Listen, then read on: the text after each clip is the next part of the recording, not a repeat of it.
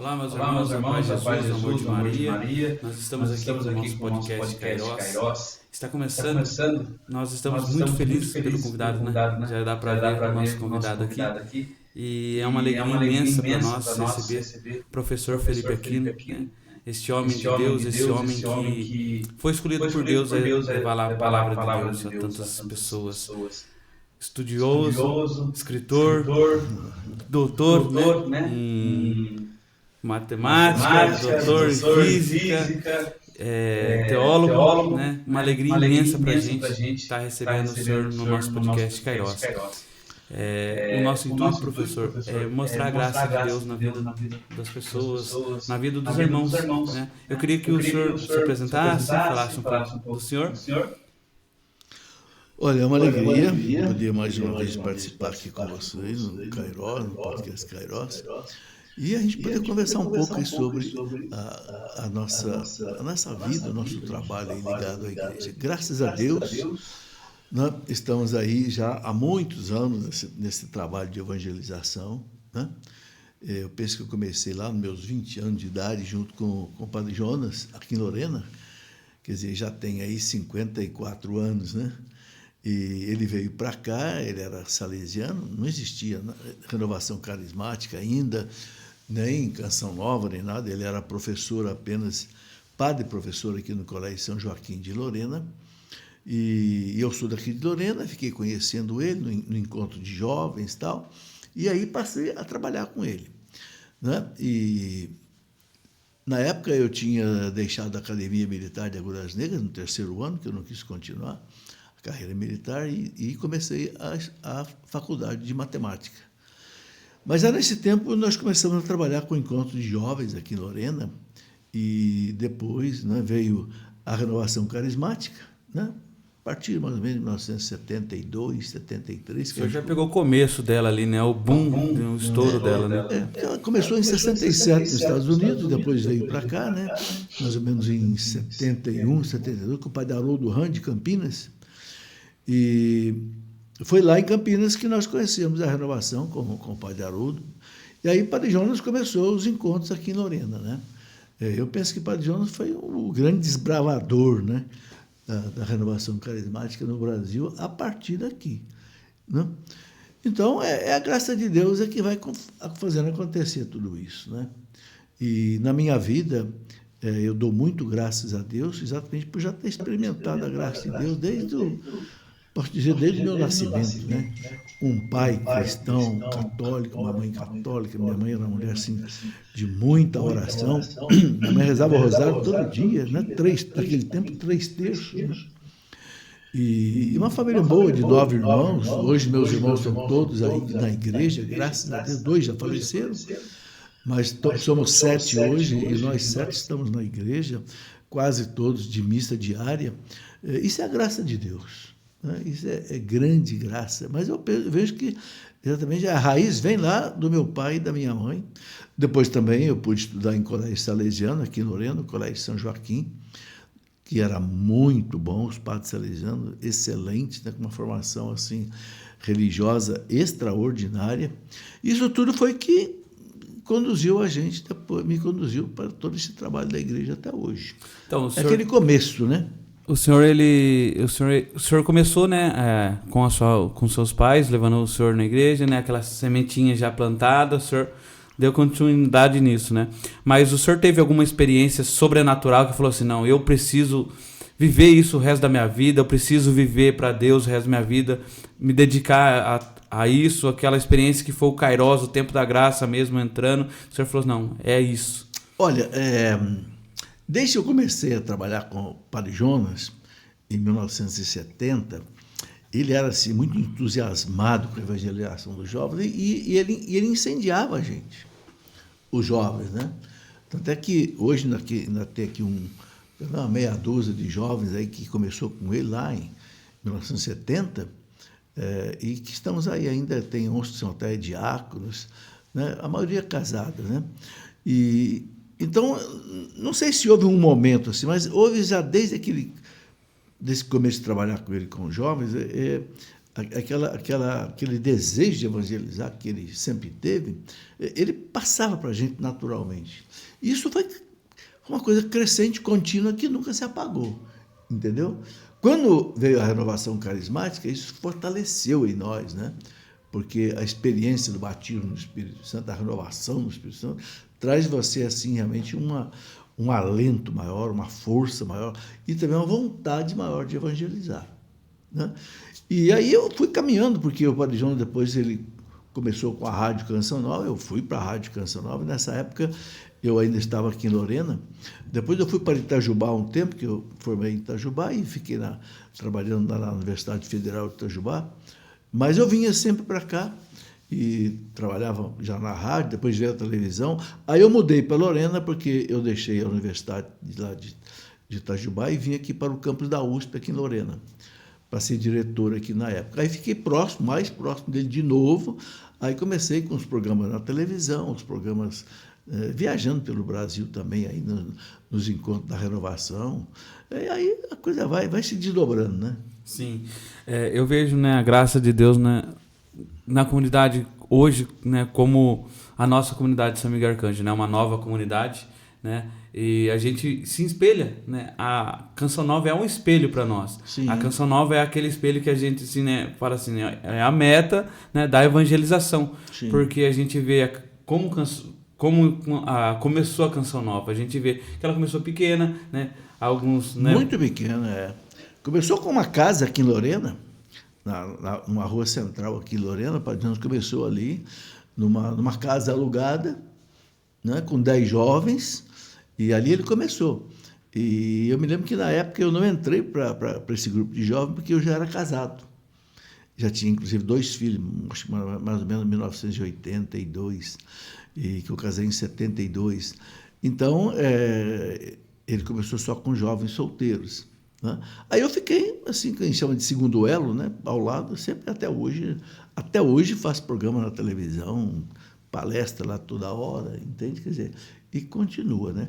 E eu vejo aí uma ação da graça de Deus, da providência divina muito grande, porque o Padre Jonas começou com a Rádio Canção Nova numa época que não existia evangelização quase pelos meios de comunicação, havia muito pouco, né?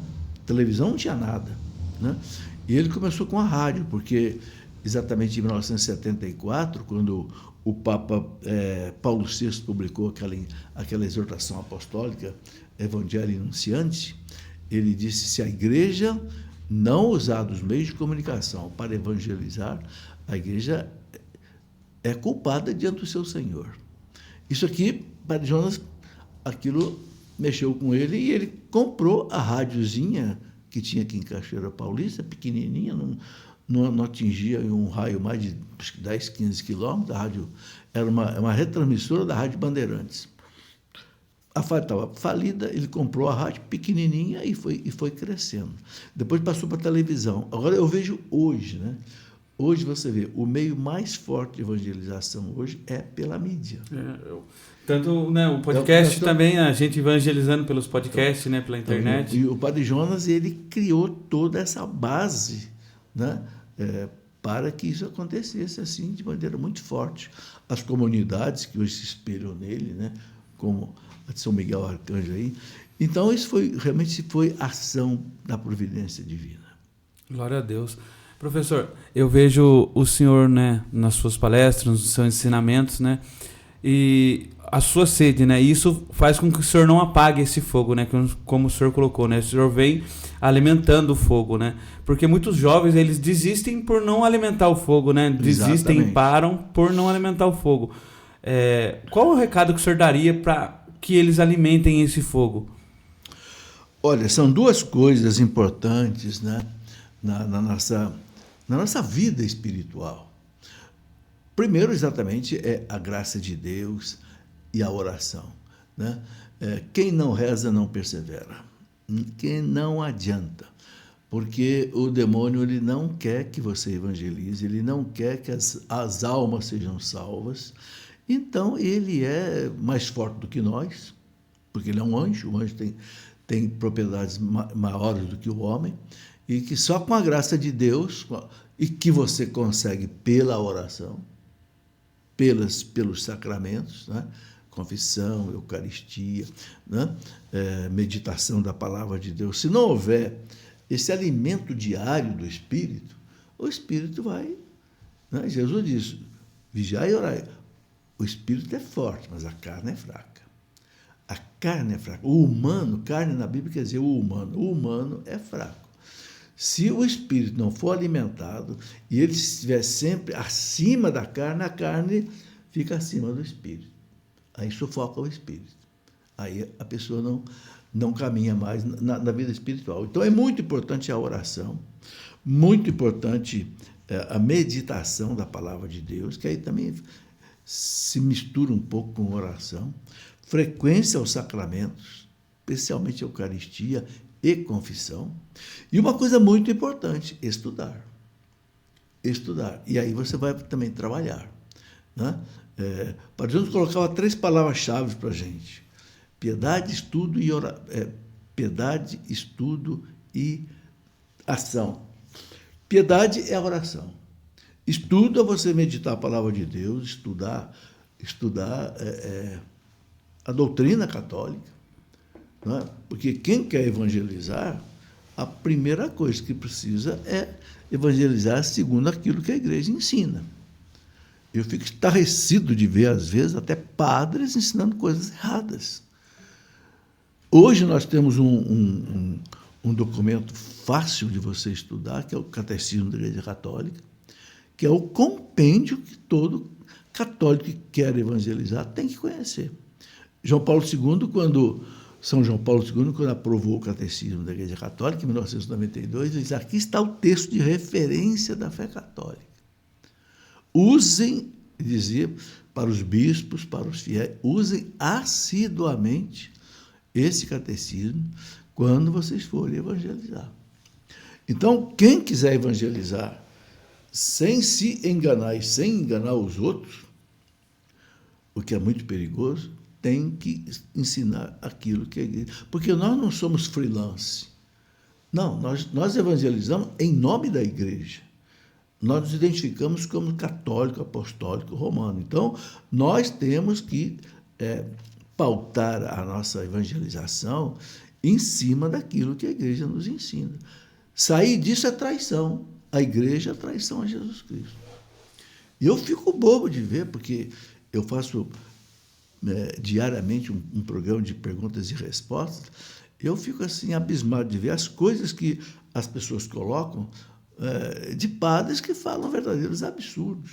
Por exemplo, na multiplicação dos pães não houve milagre, houve só uma partilha. Pelo amor de Deus, parece que querem esconder o milagre, parece que querem esconder a divindade de Cristo. Ali ele mostrou a divindade dele. Só Deus tem o poder de tirar alguma coisa do nada. Você precisa ter um poder infinito para isso. Né? Só Deus tem esse poder. Mas há umas teologias aí meio malucas, né? Liberais, não sei o quê, de Rudolf Bultmann e tal, que realmente... Então, é muito importante isso. Quem quer evangelizar tem que ser fiel ao magistério da igreja. Eu acho o mais lindo são os detalhes, né? Porque eu, quando criança, eu nasci numa igreja evangélica. Eu nasci de berço evangélico, então meus pais, né, minha avó, então desde de geração. Só que quando eu cheguei na minha adolescência, eu saí para o mundo um pouco. Depois, quando eu voltei na igreja católica. Aí eu sou muito curioso, né? Eu perguntava, mas por quê? E começava a perguntar os detalhes. Sim. Aí eu falei, não, vou estudar, porque um motivo tem, né? E eu comecei a estudar a doutrina católica, comecei a estudar os livros, né? Aí eu falei, nossa, e eu vi a riqueza que é a igreja católica.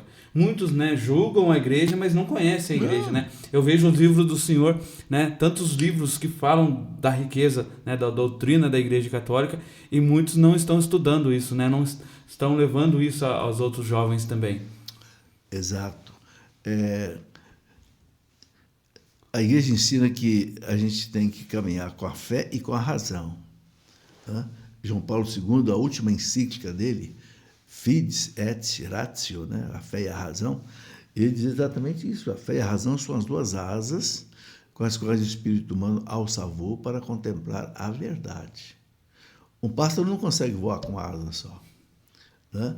Um remador não consegue remar com um remo só de um lado, ele tem que ter 2 remos. Se remar de um lado só, o barco fica girando.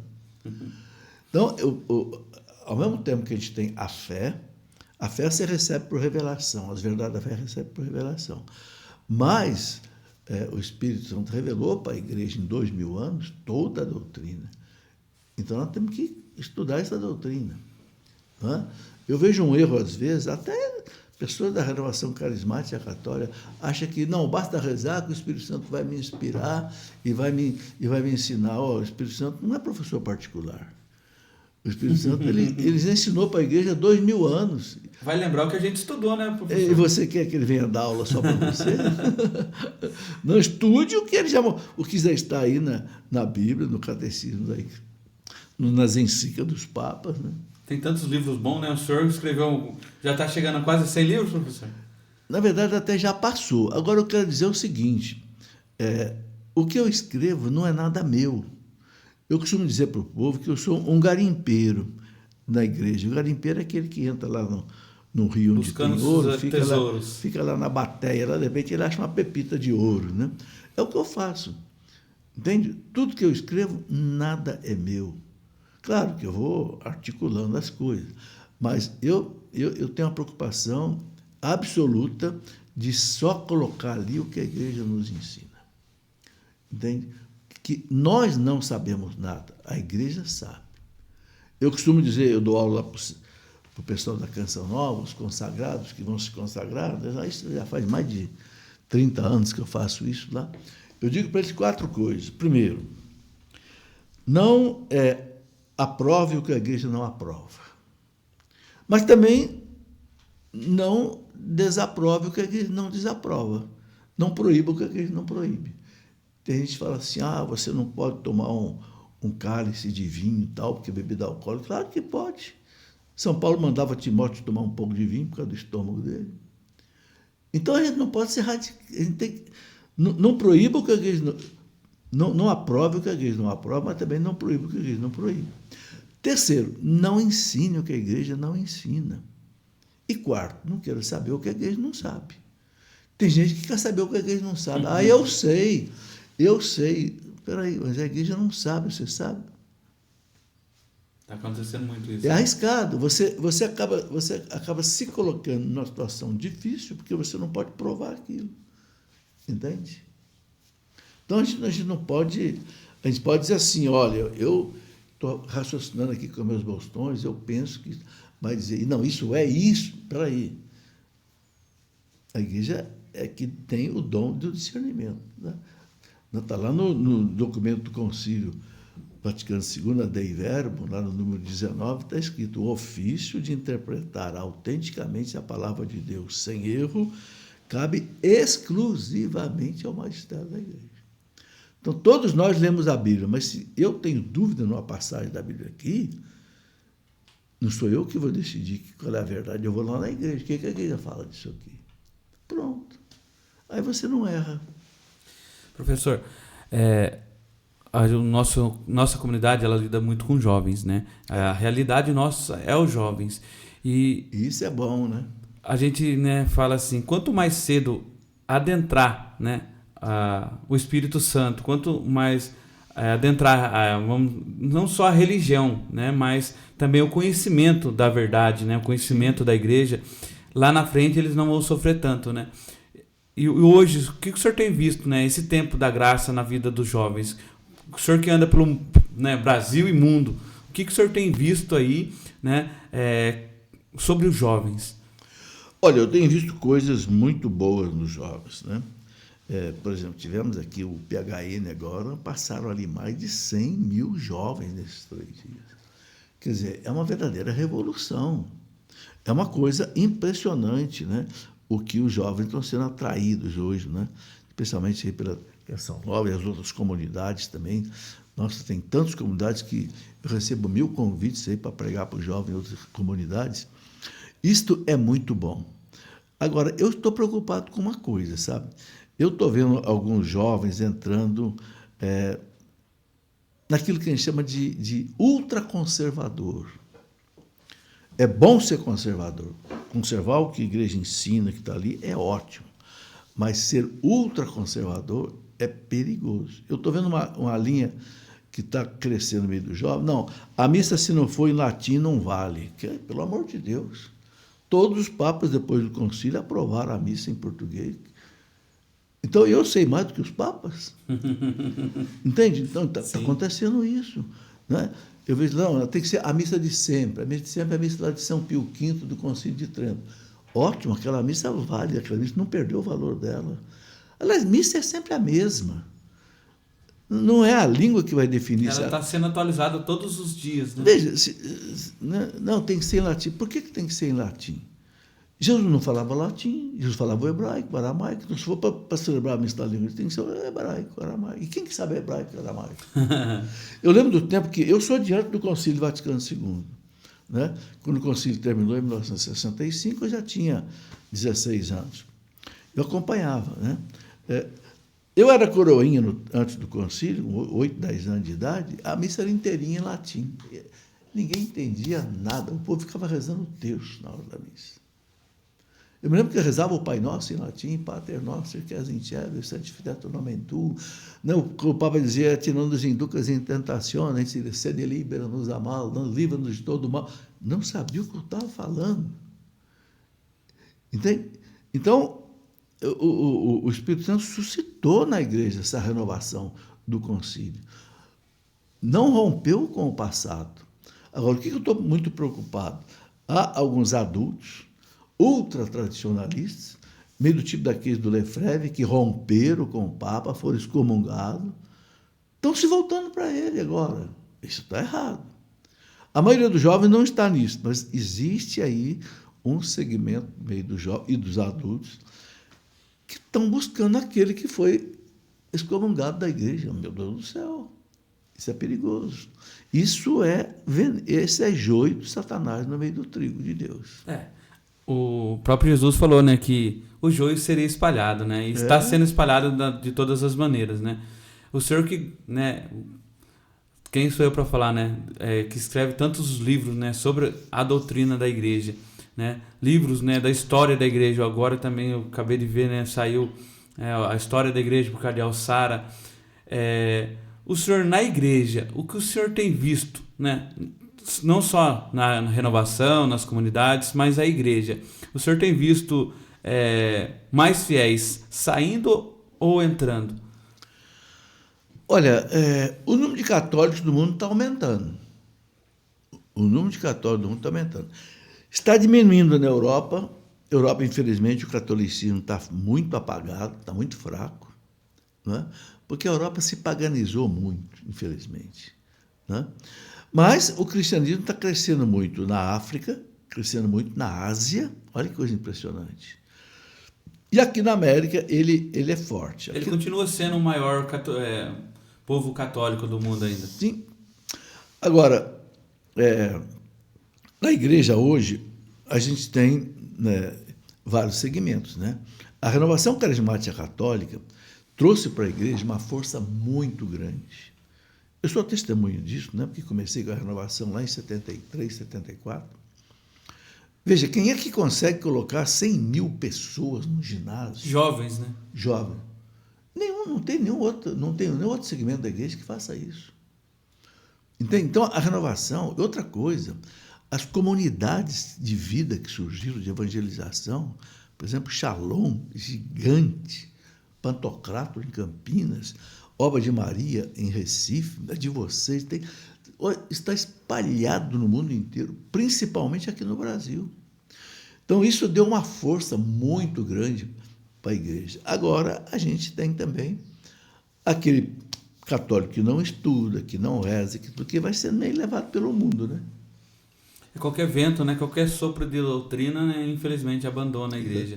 Eu vejo assim hoje a nossa sociedade com um mar de paganismo, onde você tem grandes ilhas de piedade, de santidade. Essas ilhas são as comunidades, são os bons evangelhos, você tem ilhas de santidade e tem ilhas de iniquidade, e um mar no meio do mar de iniquidade.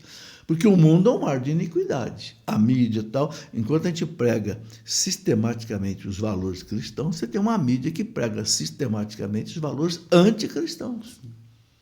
Aí explora aborto, explora eutanásia, essas coisas todas que a gente sabe que não estão de acordo com o Evangelho. O senhor que viveu muito tempo, né, com o Monsenhor Jonas, né? O senhor viu quantas profecias dele se cumprindo, né? Quantas profecias há se cumprir, né? Porque a gente está num Vale do Paraíba aqui, né, professor? E onde a gente tem, né, a Catedral, né, de Aparecida, nós temos, né, São Francisco, aqui o Santo Frei Galvão, né, Frei Galvão, nós temos Canção Nova, Canção Nova, nós estamos a sede da RCC aqui, né? Um centro mesmo aqui, nós estamos aqui num elo, né, e o senhor vê essas profecias, né? Quantas profecias até o Monsenhor levou no estádio do Taubaté, que ele falou lá sobre os jovens, né, que o Vale seria celeiro de jovens, celeiros de pregadores, né, para o Brasil. E é mesmo, né? É verdade. Isso aí se realiza. O Padre Jonas era um homem que tinha muita visão, né? Muita visão. Um homem que desde que ele se ordenou padre, né? A vida inteira dele foi trabalhar com os jovens. Então ele tinha assim, muita visão, né? E é aquela história que ele dizia lá, não sei se era o Platão ou Aristóteles, o homem era do tamanho do seu sonho, né? Ele sonhava alto e o sonho dele se realizou. Ele não tinha medo, né? Quando era de Deus, ele não tinha medo nenhum. Sonhou muito com os pés no chão, era um homem de realidade, ele não era fantasioso, né? Não, mas, como o senhor estava falando, né? Mas ele começou numa casinha, né? Com as dificuldades, né? O senhor presenciou muitas dificuldades. O senhor podia contar algumas para nós? Ele começou sem dinheiro nenhum. Eu me lembro que antes dele começar a Canção Nova, antes de tudo, quando ele era... ele tinha pedido licença dos salesianos para ficar com o bispo em Lorena, porque nos salesianos ele não podia criar uma comunidade. Então ele pediu um afastamento dos salesianos, ficou com o bispo Dom Antônio, que na época, e aí eu me lembro que um dia eu cheguei na salinha dele ali, que ele ficava do lado da Catedral de Lorena, numa salinha aqui, né? E ele numa máquina de escrever, uma máquina Hamilton elétrica, era o top de linha na época, né? Isso que eu lembro, 1970 e pouco. Eu digo, padre, que máquina bonita, o senhor comprou essa máquina? Comprei, só que eu não tenho dinheiro para pagar. Eu estou precisando, porque eu tenho que escrever essas apostilas aqui, na aula que eu dou, nas formações que eu dou para o pessoal aí, do cursilho, inclusive. Então, comprei. Agora, Deus vai pagar. E pagou. Pagou aquela máquina Hamilton dele e pagou a Canção Nova hoje, que tem uma despesa de mais ou menos 20 milhões de reais por mês. E o dinheiro chega, o povo põe o dinheiro ali. Porque Dom Bosco dizia, né? Onde o povo deixa o pecado, ele deixa o dinheiro. Eita. Quando o povo fica tão grato da sua conversão que ele põe o dinheiro ali. Quando o tempo da graça chega, eles ajudam. Então, agora, Deus é assim. Você dá o coração, ele dá o dinheiro. E o professor? Ele dá o dinheiro que você precisa, não dá nem mais nem menos. O senhor viu, né? Monsenhor, né? Nesse tempo, mais algumas dificuldades dele, sim, para que fortaleça nós. Não, o Padre Jonas, no começo da renovação, não lembrar bem, década de volta de 78, 79. Não tinha tanto conhecimento, né, de livros, né? E ele sofria muita perseguição por parte de padres, por parte de bispos, né? A providência divina foi tão boa com o Padre Jonas que deu a ele 2 bispos que foram fundamentais para ele. O primeiro, Dom Antônio, que depois faleceu ali em Taubaté, né, com mais de quase 100 anos. Né? Mais de 100 anos. Mais 100 anos. Então, o Dom Antônio, eu me lembro, eu participei de reuniões com o Padre Jonas, com o Dom Antônio, e Dom Antônio apoiava ele e dizia, façam assim, façam assado. Não? Quer dizer, ele, entendeu? Me lembro que eu participei de um encontro lá por volta de 1980, em que Dom Antônio participou de um encontro de experiência de vida, sexta, sábado, domingo, numa fazenda. Dom Antônio estava junto. Aí Dom Antônio foi transferido para acho que Taubaté, e entrou Dom João Hipólito de Moraes, né? E Dom João ajudou mais ainda o Padre Jonas. Quando algum bispo queria contestar o Padre Jonas, isso o Padre Jonas contou para mim, que Dom João disse, deixa comigo, não fale nada, fica debaixo da minha proteção. Eu sou o bispo aqui. E aí, interessante que uma vez o Dom João falou para mim, um dia eu viajei com o Dom João, fui participar de um encontro de bispo, que tinha que levar um leigo, ele me levou. Dom João me disse o seguinte, olha, isso lá é o quê? 1980, 78. Eu vou abrir as portas da Diocese de Lorena para a Renovação Carismática Católica, porque eu não quero que entre aqui a teologia da libertação. Eita, falou para mim isso. E quem vai segurar a teologia da libertação vai ser a Renovação Carismática. E abriu a Diocese para a Renovação. Se o bispo falou... Por isso que o Padre Jonas, hoje o grande ginásio, né? O centro de evangelização lá, você vai ter uma placa lá com o nome do Dom João Hipólito de Moraes. Era um homem simples, um bispo simples, só foi bispo aqui em Lorena, morreu aqui em Lorena, mas ele se segurou, entendeu? E deu todo o apoio que o Padre Jonas precisava para... Você vê, não é à toa que a Canção Nova está aqui na Diocese. Falta um pouco de apoio também, né, nas comunidades, de grupo de orações. Né? Algumas cidades, algumas dioceses precisam disso, né? Porque a gente vê a Canção Nova é o que é porque teve, né, bispos que confiaram nas comunidades, confiou no grupo de oração. Infelizmente, a gente vê dioceses que não tem esse apoio, né? É verdade. Continua a mesma luta, parece que a luta que o senhor tinha, né, travava lá atrás, né, dos grupos de oração, da comunidade, é lutada até hoje em algumas dioceses. Verdade. E aqui teve depois, Dom João, teve mais um outro bispo que ajudou muito o Padre Jonas, Dom Eduardo, que hoje é emérito em Sorocaba, depois Dom Benedito Beni, que inclusive criou um seminário de teologia aqui, junto com a Canção Nova. Ele criou o seminário da diocese, junto com tanto que as aulas eram na Canção Nova. Eu dava aula de história da igreja para o seminário de teologia, então isso ajudou muito a Canção Nova. Quer dizer, é a providência divina mesmo, né? Deus cercou o Padre Jonas de proteção, porque eu vi esse homem chorar de perseguição que ele sofreu. Irmãos, você que está gostando, né, desse podcast, eu convido você a compartilhar, a curtir, né, a nossa página, porque, irmãos, um professor, né, de história, um professor que entende, né, sobre a renovação, sobre a comunidade, né, essa graça de Deus, eu vejo assim, professor, a graça de Deus, quando ela adentra e deixa, né, o coração aberto, acontecem homens como o senhor, acontecem homens que vêm para revolucionar. Quando o Senhor deixa a graça de Deus, né, transpassar as outras pessoas. É isso o intuito desse podcast. Tempo oportuno, no Kairos, que adentre a vida dos irmãos que estão assistindo e confie no que Deus tem na vida deles, né? O sonho que Deus tem na vida dele. O senhor nunca imaginou ser professor, nunca imaginou estar na Canção Nova. Nunca pensei de escrever livro, nunca pensei de fazer palestras pelo Brasil inteiro, até fora do Brasil, né? Deus me levou até para o Japão com o Padre Jonas, mais de 10 vezes nos Estados Unidos, mais de 3, 4, 5 vezes em Portugal, que tem uma casa da Canção Nova lá, eu ia lá pregar retiros lá para eles, né? É assim, sabe? Quando a gente se coloca à disposição de Deus, você não sabe onde é que Deus vai te levar, né? Agora, tem uma coisa, né, que eu insisto muito nisso. É preciso viver uma vida de intimidade com Deus, de oração.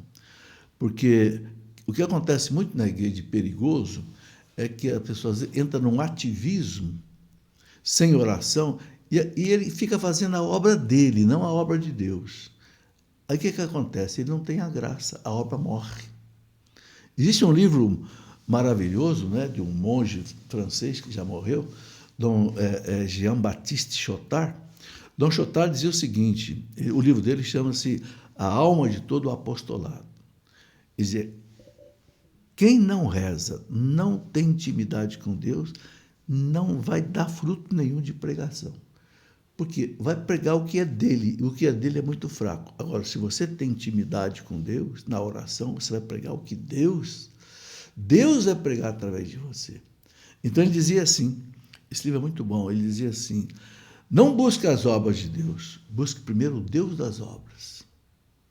Busque o Deus, que depois Deus vai indicar para você qual é a obra que ele quer. Por que o Padre Jonas fez o que fez? Porque esse homem, ele era um homem de Deus.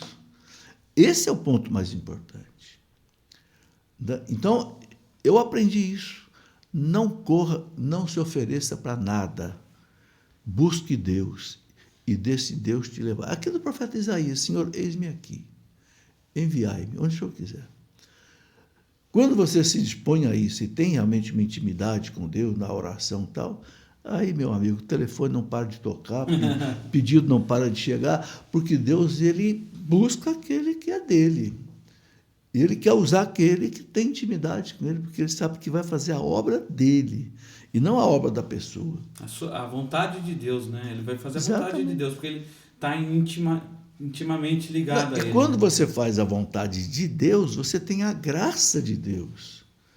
Quando você faz a sua vontade, você não tem a graça, você tem a graça sua. Que graça? É a humana. Entendeu? Quer dizer, não converte, não cria uma verdadeira evangelização. Professor, uma pergunta. O seu primeiro livro, né? Quando que gerou o senhor? Eu preciso escrever esse primeiro livro. Quando que veio essa graça? Olha, isso também é ação de Deus na gente. O primeiro livro que eu escrevi chama-se Sereis uma só carne, sobre casamento. Por quê? Porque eu trabalhava, a pedido do Dom João, que eu citei aqui, Dom João pediu que eu coordenasse o curso de noivos aqui em Lorena. Isso lá atrás, quando começou o curso de noivos e tal. Então, eu fiz um roteiro de 10 palestras, e o curso de noivo eram 10 palestras. Aí depois passou um tempo, e escrevi esse livro. Tanto é que ele tem 10 capítulos. Né? Sereis uma só carne. Eu peguei esse livro, ofereci para um amigo meu de Campinas, que tem uma editora católica, a editora Raboni, né? Dei para ele, e ele publicou o livro, e o livro saiu muito bem. Opa! Falei, então, depois eu tive uma ideia de publicar um outro livro, né? Sede Santos, o caminho que a igreja mostra para a santidade, né? A oração, meditação, tudo, né? E aí doei também o livro, ele vendeu, passei o direito de autor, vendeu muito bem. Até que depois eu fiz um terceiro livro, que eu chamei de Na Escola dos Santos Doutores. Eu peguei até, mais ou menos, quando eu escrevi esse livro, deve ter sido lá por volta de, acho que 1990, eu peguei os doutores da igreja até aquela época e fiz uma síntese dos ensinamentos deles. São 2.000 pensamentos deles. Bom, aí esse livro já não era tão fácil de publicar, porque é um livro mais pesado, né? Aí um dia eu estava conversando com o Eto, da Canção Nova, o Eto me disse assim, mostrei o livro para o Eto, a Canção Nova não tinha editora também, mostrei, o Eto falou, nossa, que bom, publica esse livro você. Eu falei, mas eu publicar esse livro? Eu era diretor aqui do campus da USP, aqui na época, eu não tenho a mínima condição de publicar. Não, você escreve o livro aí, põe aí no CD, antigamente era CD, né? Põe aí no CD aí, manda para uma gráfica em São Paulo, eles fazem o livro, você traz para cá, nós vamos vender aqui na Canção Nova. Eu falei, mas que é isso? Acabou que eu fiz. E foi. Aí o Arthur falou, faz o seguinte, comece uma editora. E a Canção Nova não tinha editora ainda. Aí eu falei, então quer dizer que eu não preciso ter maquinário, nem... Não, você só escreve. Você manda faz uma cotação de gráfica aí. E aí eu comecei. Minha esposa, na época, topou assumir, porque eu não tinha tempo de assumir essa parte toda de administrativa. E resultado, estamos aí com uma editora que já vai para 30 anos, pequena, temos aí meia dúzia de funcionários, mas que praticamente é para publicar os meus livros. Porque qual é a minha preocupação com a editora? É o seguinte, a igreja é um tesouro, mas esse tesouro é meio escondido. Esse tesouro não chega na mão do povo. Ninguém sabe o que é uma Suma Teológica de São Tomás de Aquino, ninguém sabe o que é uma Cidade de Deus de Santo Agostinho, um Santo Alberto, ninguém sabe os padres da igreja, doutor. Então, agora é outra coisa importante, né? O fato de eu ser professor, ligado com ciência, e isso ajudou. Porque a mesma coisa que eu fazia na ciência, no mestrado, no doutorado, em física, eu fui fazer na teologia. O mesmo método de pesquisa que eu fazia lá, eu passei para cá. Aí eu fui buscar os padres da igreja, os doutores da igreja e tal. E aí, o que eu comecei a pensar? Eu tenho que descer essa sabedoria para a mão do povo. E aí, meu amigo, não tem limite. Eu já escrevi, acho que uns 120 livros, e se você me perguntar quantos você ainda tem na cabeça, eu tenho mais de 30 ideias. Porque cada hora que eu vejo o povo perguntando uma coisa, é porque o povo está na ignorância, então você precisa esclarecer aquilo. Então, livrinho sobre purgatório, livrinho sobre indulgência, livrinho sobre os anjos, entendeu? Você chegar na mão do povo, a sabedoria da igreja. Com uma linguagem fácil que o povo entenda também, né? Então, é por isso que a editora foi para frente, porque o povo tem sede disso. Você escrevendo uma linguagem simples para o povo. Agora, ao mesmo tempo, eu escrevo também coisa mais pesada de teologia. Escrevi 3 volumes de História da Igreja, cada um com 500 páginas. Aí é uma pessoa que já quer aprofundar mais, né? E muitas outras coisas. Aí Deus vai pondo no seu coração o que você precisa fazer. Não, mas a pessoa começando com esses livros, né, menores, mais simples, aguça a sede dela, aguça ela querer saber mais, né? Eu fui assim, eu comecei com os pequenos e hoje, né, graças a Deus, eu amo leitura, né? Os últimos que eu estava lendo Papa Bento XVI, a trilogia. Sim. Então, assim, o conhecimento, né? Quando você vai aprender, você fala assim, eu não sei nada mesmo. É isso. Quanto mais você estuda, mais você quer estudar. Quanto menos você estuda, menos você quer estudar. A mesma coisa com a oração. Quanto mais você reza, mais você quer rezar. Quanto menos você reza, menos você tem vontade de rezar. Professor, uma pergunta que eu queria fazer assim, pessoal, mas eu acho que todos têm essa dúvida. O senhor trabalhava, né, como professor, né, o senhor trabalhava na empresa também, né? Sim. Saía pelo mundo pregando. Como o senhor arrumava tempo para estudar? Porque para escrever um livro, o senhor não tem que ler mais de 2. Para o senhor sair para pregar, o senhor tem que estudar. O senhor sair para qualquer missão, o senhor tem que estudar. O senhor estudava, né, pelo gosto do senhor, mas também agora para escrever. Como que o senhor arrumava tempo para fazer tudo isso? Olha, isso é Deus também. Eu tive 5 filhos, né? Os filhos foram nascendo atrás do outro aí e tal. Deus, ele vai... É aquilo que eu falo para você. Quando Deus tem uma obra dele para você realizar, ele ajeita tudo. Entende? Não tive problema de ter que deixar meus filhos abandonados. Não, eu só viajava quando a minha esposa dizia, está tudo bem, pode ir, eu fico com as crianças. Eu ia. Né? Eu me lembro que uma vez eu viajei 30 dias.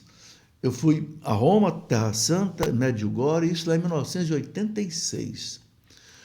Eu não queria ir. Eu falei, não, eu não posso ir. Nós estamos aí 4 ou 5, já tinha 5 crianças. Não, você vai porque você precisa ir. Ela me colocou dentro do avião. Quer dizer... Ela queria que o senhor fosse eu vejo tanta gente brigando porque a esposa não quer. A minha... Não, você vai. Ficou 30 dias com 5 crianças pequenas.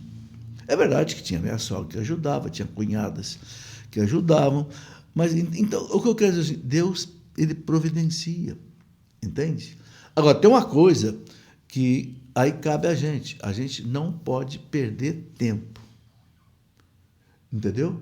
Eu gasto meu tempo com as coisas, se eu tiver que gastar 2, 3 horas com você aqui, eu gasto, mas eu não fico 15 minutos sem fazer nada, entendeu? Porque o tempo é graça. Né? O povo da economia fala que tempo é dinheiro. Não, tempo não é dinheiro, tempo é graça. A glória. Kairós. Tempo é graça, para você fazer a vontade de Deus. Naquilo que é o seu trabalho, a sua profissão, a sua família, você vai cumprir o desejo de Deus ali. Né? Então, é o seguinte, você fala, como é que o senhor já leu tanto para escrever tanto? Tudo bem, eu entrava num avião para ir daqui para a Europa, 10, 12 horas de viagem, eu lia um livro na viagem. Voltava, lia outro livro. Entende? E quando você aproveita bem, a gente gasta muito tempo, a gente joga muito tempo fora. Ainda mais os jovens, né? Entendeu? Eu não leio qualquer livro, eu não assisto qualquer filme. Eu leio um livro, o livro tem que ser bom. Para ver um filme, o filme tem que ser bom. Eu não vou assistir uma porcaria. Não vou gastar 2 horas aí vendo um filme que não acrescenta nada. Entendeu? Eu abro lá o YouTube hoje, eu vejo palestras excelentes. Opa! Eu parei dentro de uma palestra do Rafael Tonon, que coisa maravilhosa. Cadê uma aula de 1 hora que eu fiquei ali anotando? Entendeu? Vale a pena. Entendeu? Pega uma palestra do padre Paulo Ricardo. Pô, você fica ali. Mas eu vou ficar vendo abobrinha na televisão? Pega uma palestra do professor Felipe Aquino, fica lá 2 horas escrevendo. Então, a gente não pode... Quem quer trabalhar para Deus não pode perder tempo. E não perder tempo, não estou falando que é correria, não. Você tem que descansar. Eu saio meus finais de semana com os filhos, vou almoçar fora com eles, entendeu? Isso faz parte da... Né? Isso não é jogar o tempo fora, isso é a hora que você descansa e a hora que você também assiste os outros. Mesmo nos momentos de lazer, você está com os filhos, tem 12 netos, tem 4 netos. Tudo aqui em Lorena mesmo? Não, está tudo espalhado, tem 4 netos fazendo medicina, tem 2 lá para lá de São Paulo, tem um aqui em Volta Redonda, tem outro aqui em Taubaté, entende? Os meus netos já tem netos já de 22 anos, né? O mais novo com 5, então eu dou a minha assistência a eles, entende? Tanto assim que eu, por exemplo, hoje eu moro sozinho, né? Porque minha esposa morreu, já tem 13 anos, eu moro sozinho. Eu não cozinho aqui na minha casa. É almoço na casa de um, almoço na casa do outro, almoço, porque tem 4 aqui em Lorena, então, entende? Almoço e janta na casa deles. Isso faz parte do tempo que você está gastando. Entendeu? É a graça de Deus, né, sendo dividido com a família. Sim, claro.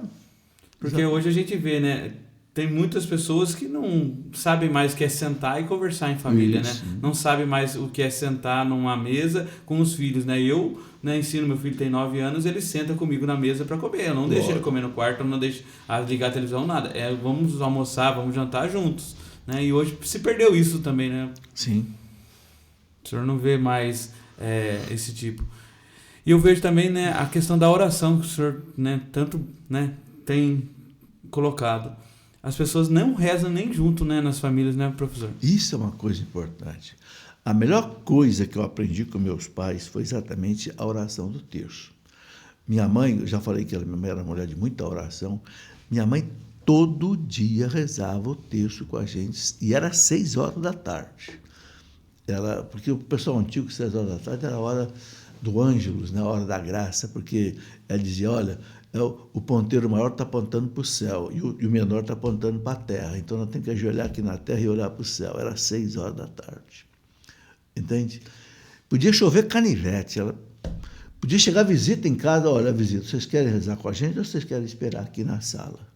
Mas não deixava de rezar o terço. Todo dia? Todo santo. Nós 9 irmãos reunidos no quarto lá com ela. Os menorzinhos cada um puxava uma dezena.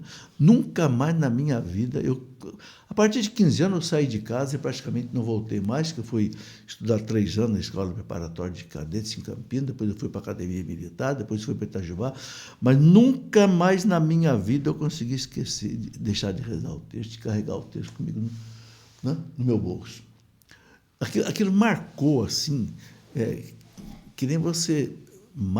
antigamente você marcava o gado com umas iniciais com ferro quente. Avilhão mesmo, aquela marca. Não apaga, entendeu? Então, isso, você falou de a família rezar junto, isso é muito importante. A mãe dizia, a família que reza unida permanece unida. E é verdade, minha família nunca se dividiu. Eu tenho uma alegria de ver todos os meus irmãos que estão vivos, 7 na igreja, quase todos vão à missa diária. Veja, isso é graça de Deus, da oração dela do meu pai. Então, hoje, por exemplo, eu não consigo reunir Minha família é muito espalhada, mas toda quarta-feira a gente reúne quem está aqui em Lorena para a gente rezar um terço. Pelo menos na quarta-feira a gente faz isso. Eu, por mim, eu poderia fazer até todo dia, mas hoje a vida é muito dinâmica, tá? Já não é tão fácil.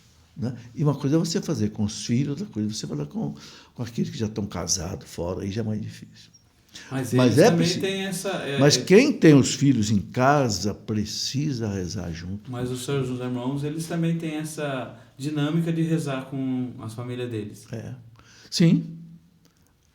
Isso é muito importante. Isso aí é que dá para a família a fortaleza, para não ter discussão, não ter briga, não ter divórcio, não ter nada disso. Eu nunca vi na minha casa uma briga do meu pai com a minha mãe. Nem entre irmãos, aquela briguinha de menino com menino, isso acontece mesmo. Mas brigas assim feias, né, de pai, nunca vi meu pai gritar com minha mãe gritar com meu pai, nunca vi.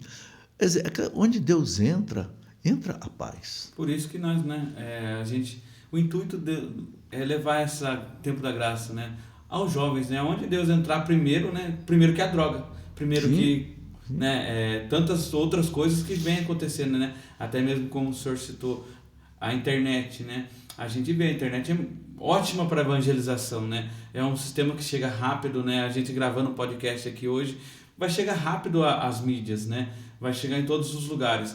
Mas, infelizmente, também é usado para as coisas ruins, né? Para muitas outras coisas que perde tempo, não deixa, né? Rouba o tempo da oração, rouba o tempo, né, de estar numa missa, rouba o tempo... Sim. Tem coisa boa, mas tem coisa ruim que às vezes só atrapalha, né? A internet hoje é um mundo onde atua Deus e o diabo. Tem que haver discernimento daquilo que você lê. Tem muita mentira, muita fake news, a gente sabe disso. Né? Então, é outro ponto que os pais têm que tomar muito cuidado aí com os filhos. Porque tem distorcido também, né, a fé católica, tem distorcido tudo, né, da igreja, né? Como, né, a gente está aqui falando da doutrina, falando, né, dessa riqueza que muitos ainda, infelizmente, não conhecem, mas também tem muita distorção da realidade, né, do que é a igreja. Verdade. Professor, eu queria fazer uma pergunta para o senhor. O que o senhor pensa ainda assim de meta que o senhor tem para realizar, né? O senhor, a graça, né, o senhor é aberto à graça de Deus e o senhor fala assim, não, ainda preciso fazer isso. Não só os livros, mas... Olha, eu não tenho meta. Eu deixo Deus me levar. A Santa Edith Stein, que nós estamos celebrando a festa dela hoje, né? Santa Benedita, né? A Santa Edith Stein, aquela grande santa alemã, né? Ela disse, eu não sei para onde Deus me leva, mas não tem problema, é Deus que me leva, então me leva para onde Ele quiser me levar. Então, eu também, sabe, a minha vida vai mudando assim, espontaneamente. Hoje, o que eu faço? Hoje eu quase não viajo, como eu viajava antes. Primeiro porque já estou com 74 anos, já não tenho a mesma disposição para viajar. Segundo, que é o seguinte, eu faço uma live aqui, por exemplo,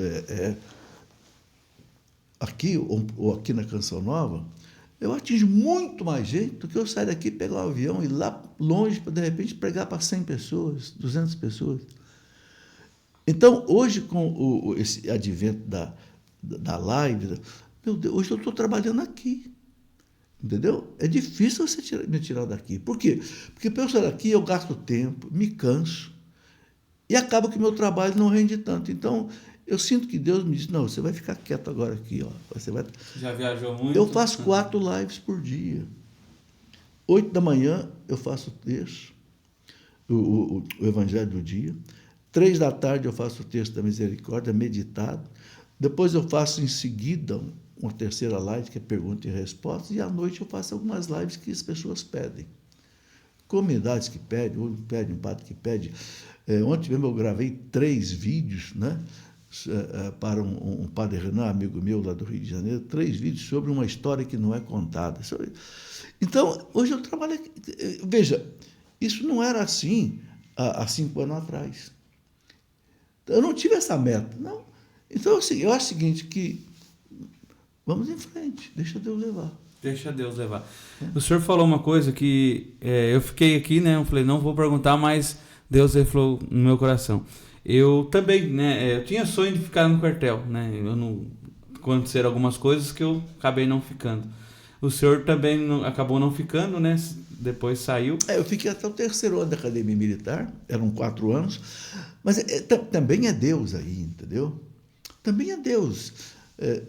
Deus mostrou para mim que aquilo não era a minha vocação. O senhor não, vou dizer o que o senhor, né, coloca no meu coração, né? O senhor não foi um oficial do Exército, né? Vamos dizer assim, brasileiro, mas é um chefe do Exército do Senhor, né? É um chefe do Exército do Senhor. Não digo que sou chefe, mas pelo menos um soldado. É um soldado que está à frente ali. Porque, né, pelos livros que o senhor escreve, por tudo que o senhor faz, o senhor está ali na frente, o senhor é um oficial. Engraçado que quando você sai oficial, você tem a espada de oficial, uma espada de tenente. Eu não tive a espada de tenente, mas o Papa Bento XVI me deu uma espada, a espada de São Gregório Magno. Eu queria citar, como que foi o senhor receber essa homenagem, esse título? Esse título foi o seguinte, eu já falei para vocês de um bispo muito bom que nós tivemos aqui, hoje ele é emérito aqui em Lorena ainda, e também ele vai muito em Taubaté, o Dom Benedito Beni. O Dom Beni, todo livro que eu escrevia, quando ele estava aqui, eu pedia para ele dar um imprimatur, que eu acho uma coisa muito importante. O Código de Direito Canônico fala que quando você escreve um livro de doutrina, né, você deve pedir o imprimatur para a autoridade da igreja. Então, sempre eu mandava, olha, cansei de mandar os livros do Dom Beni. Lógico, o Dom Beni aí ficou me conhecendo muito. Tanto é que ele pediu para ser professor de História da Igreja no Seminário de Teologia da Canção Nova, que ele fundou. Dei aula lá há alguns anos, né?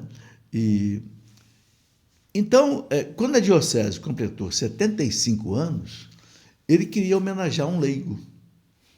Aí cismou de me homenagear e escreveu o Papa Bento, pediu, né, o título de Cavaleiro da Ordem de São Gregório Magno, né? E aí o Papa deu, o Papa concordou e deu.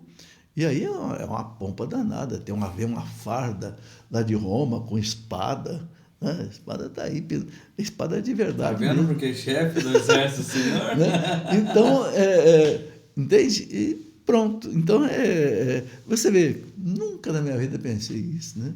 E esse título dá a prerrogativa para você, se você for, por exemplo, para Roma, assistir a missa com o Papa. Você pode entrar no Vaticano ali, porque você tem, entendeu? Mas eu nem fui, nem voltei mais no Vaticano depois disso. O senhor vê isso como um ato de Deus sem o senhor querer, né? O senhor não buscou isso. Eu vejo assim, né? Quando eu recebia o título, o Padre João mandou fazer uma missa, né, no Rincão, lá da Canção Nova, e Dom Beni celebrou, e ele disse, professor, o senhor recebe essa espada aí de defensor da fé. Eu fiquei satisfeito por isso, né? Eu não gosto de receber homenagem, não, sabe? Eu acho que homenagem faz mal pro ego da gente, a gente fica orgulhoso, fica vaidoso. Mas quando a homenagem vem da igreja, aí eu não deixo de receber.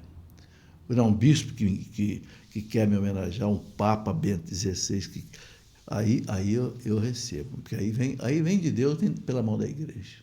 Louvado seja Deus, né? Nós vemos tantas as coisas que Deus propôs para o Senhor na vida do Senhor, né? Tantas coisas que Ele foi e o Senhor só se deixou levar, né? É exatamente isso, é se deixar levar. Cumpre com as suas atividades profissionais, bem cuidado, cuida bem da sua família e Deus vai botar dentro da sua realidade, dentro da sua agenda, Deus vai encaixar as coisas dele, pode ter certeza. Amém. Irmãos, olha que entrevista mais linda, né? Testemunho desse professor. Eu vejo o agir de Deus, né, na vida dele, trabalhando, estudando, né, e alimentando a fé cada dia, alimentando, né, esse fogo que não se apaga, alimentando. Graças a Deus. Cada vez mais, né? E você que gostou, né, está gostando desse podcast, está vendo, compartilhe, né? E deixa a graça de Deus entrar a vida dos outros irmãos. Deixa essa graça adentrar a vida de muitos que precisam conhecer, né, a Jesus, né? Porque muitos ainda não conhecem a verdade, né, professor? Opa, muitos ainda precisam conhecer essa verdade, ser batizado no Espírito Santo, né? O senhor lembra assim algo que falou assim, não, eu fui batizado no Espírito Santo nesse dia ou não? Olha, numa experiência de oração que eu fiz com o Padre Jonas em 1974, ali eu senti realmente uma efusão do Espírito Santo. Foi uma experiência, foi a primeira experiência de oração no Espírito Santo que eu participei com ele. Ele tinha chegado lá de Campinas, que eu tinha feito com o Padre Haroldo, e começou a fazer aqui em Lorena, e eu fui fazer com ele. Aqui no Colégio São Joaquim, aqui em Lorena. Ali, realmente, naquela experiência de oração, ali, realmente, eu senti uma renovação do Espírito Santo. O senhor sentiu, assim, esse Kairos, né? Adentrar-se... Não, eu senti uma necessidade, realmente, de evangelizar.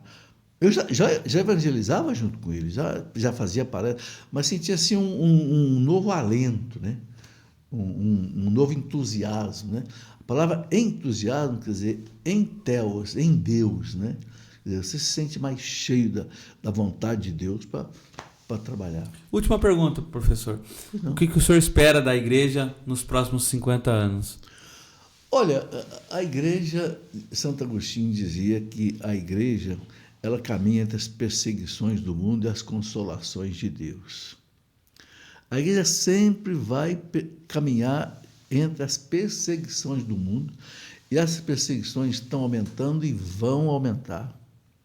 Porque Jesus disse que antes dele voltar, a igreja vai passar pela pior perseguição que já houve. Está lá no catecismo da igreja. Se eu não me engano, Santo Agostinho que falou que a igreja parecerá com o seu fundador, né, na cruz. Então, assim, a igreja vai sofrer, mas ela não vai ser vencida. Nunca foi e nunca será, porque é promessa do Salvador. As portas, o Evangelho de ontem, as portas do inferno nunca prevalecerão contra ela. Então, eu vejo assim, é uma igreja que vai sofrer, mas uma igreja que vai continuar evangelizando. Como foi nos 20 séculos. A vantagem da história da igreja, como você vê os 20 séculos da igreja, eu acabei de escrever um livro, né, que eu chamei de O Triunfo da Igreja. Pode parecer uma arrogância, mas não é não. A igreja venceu todas as vezes que ela foi perseguida. O Frederico Ozanam, que fundou a Sociedade de São Vicente de Paulo Vicentino, hoje é beato, Ozanam disse que todas as vezes que surgiu uma perseguição contra a igreja, foi um indício de que ela ia vencer. E venceu a perseguição dos judeus, quando Cristo foi para o céu, mataram Estevão, mataram São Tiago, a igreja venceu. Venceu a perseguição romana, Roma se tornou cristã depois de 250 anos de perseguição. Como diz Daniel Rubens, a espada romana se curvou diante da cruz de Cristo. Eita glória! O imperador Teodósio, no ano 380, né, oficializou a fé cristã como a religião do império, aboliu todo o paganismo no Império Romano. A igreja venceu. Teve sangue derramado? Muito sangue derramado, mas a igreja venceu. Depois vieram as heresias, né? Arianismo, pelagianismo, nofisismo, monoteletismo, né? A igreja venceu todas elas nos concílios. Né?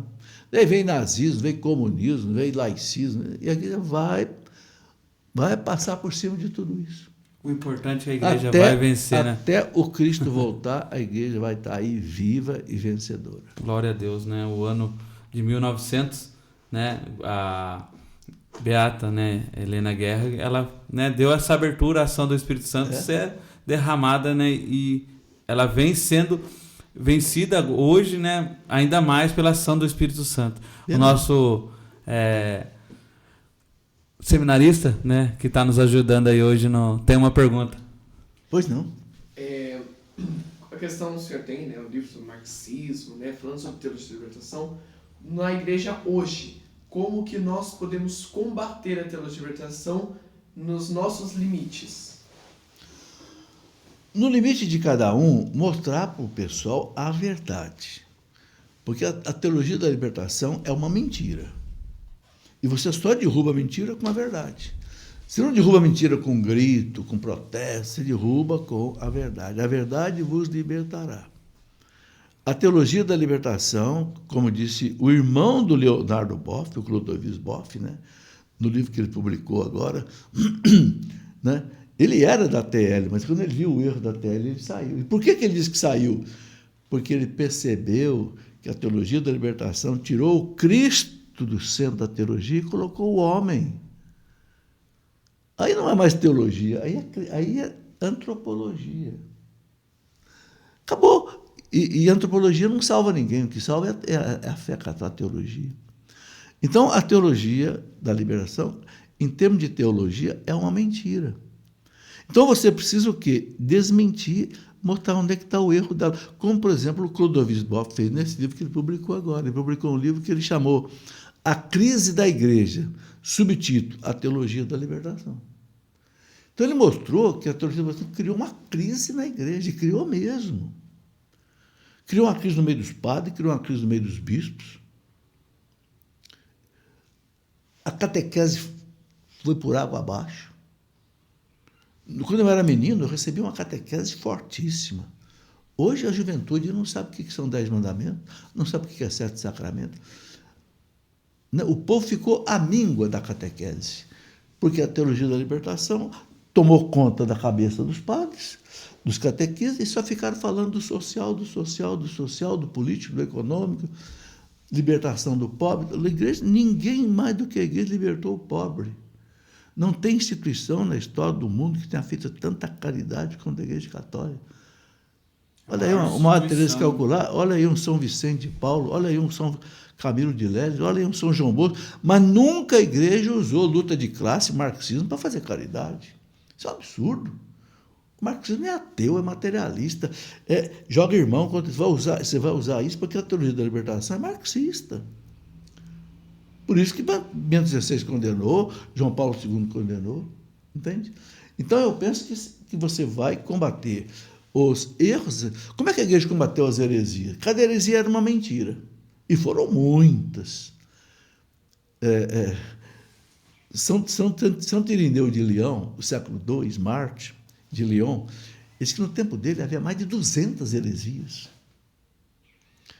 Tanto é que ele escreveu um livro, né, Adversos Hereges, contra os hereges, ele combatia lá o gnosticismo, que tinha muitas facetas, né? Ele diz, mas o que ele fez? Ele escreveu um livro mostrando a verdade. Pronto, está aí. Esse livro chegou até nós, depois de 1.800 anos.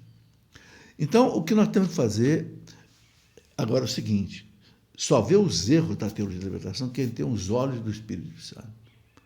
E só tem os olhos do Espírito Santo quem reza. Então, quem não enxerga é porque não tem os olhos de Deus. Entendeu? Louvado seja Deus, né? Que partilha, né? Que testemunho de graça, né? Na vida do Senhor. Tudo isso pela graça de Deus, né? Amém. Tudo isso porque o Senhor deixou o Kairos adentrar a vida do Senhor. Nós temos, né, duas lembranças que nossos patrocinadores mandaram, né? A Lari Personalizados. Ela sempre está nos ajudando, ela acredita nesse podcast, ela acredita que pode chegar esse podcast a muitas outras pessoas. Ela mandou, né, para o senhor uma lembrança. Muito obrigado. E a Lari Personalizado, muito obrigado, Lari, por acreditar, né, muito obrigado. Nesse podcast. Faço questão de mostrar aqui. A Lari Personalizado. Olha que beleza. Ai, que lindo. Quadro muito bonito aqui. Que o Senhor reine nesta casa.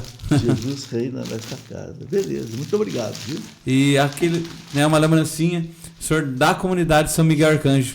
Essa aí é da nossa comunidade, uma lembrancinha para o senhor da nossa comunidade. Uma caneca. Uma caneca. Está aqui, olha, muito, muito obrigado, viu? Um símbolo de São Bento. É a bênção de São Bento, né? A cruz sagrada seja a minha luz, não seja o dragão, meu guia, retira de Satanás.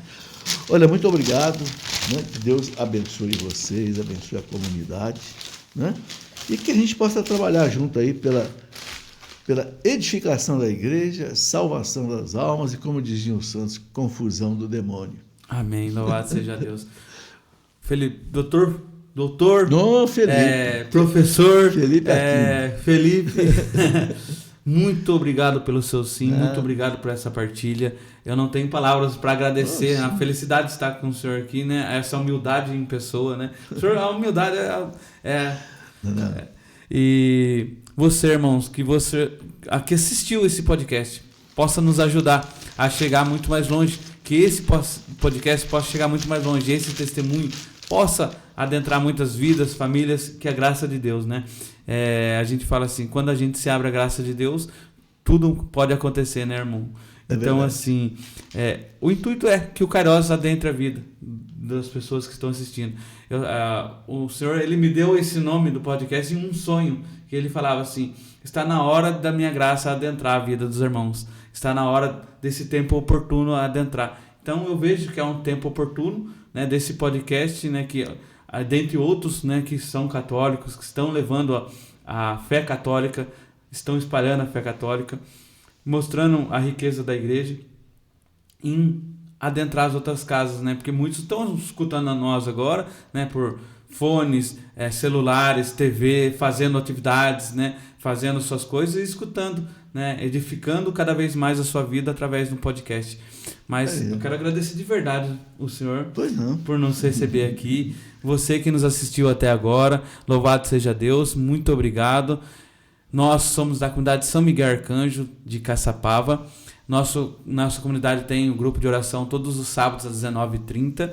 E nós temos, né, as nossas redes sociais. Quem quiser procurar lá, Comunidade São Miguel Arcanjo, Facebook, Instagram, YouTube. Né? Muito obrigado mais uma vez. Que Deus abençoe o senhor. E nós temos o nosso grito de guerra, que é da nossa comunidade. 1, 2, 3... Quem como Deus? Quem como Deus? Amém. Muito obrigado. Um grande abraço a todos.